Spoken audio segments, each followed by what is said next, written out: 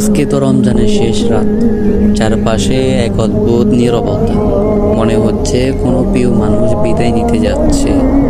সারা মাস যাকে নিয়ে ব্যস্ত ছিলাম, সেহেরি, ইফতার, নামাজ, দোয়া, আজ সেই ধীরে ধীরে দূরে চলে যাচ্ছে। গতকালও তো মসজিদে ভিড় ছিল, তারাবির সুরে মন ভরে গিয়েছিল। আজ কেন যেন সব ফাঁকা লাগতেছে। মনে একটা চাপা কষ্ট, আরেকটা রমজান কি পাবো?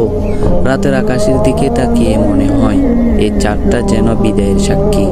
রমজান চলে যাচ্ছে, রেখে যাচ্ছে হাজারো স্মৃতি আর কিছু অপূর্ণতা। হয়তো আরো বেশি নামাজ পড়তে পারতাম, আরো বেশি কাঁদতে পারতাম সেজদায়, কিন্তু সময় তো আর ফিরে আসবে না।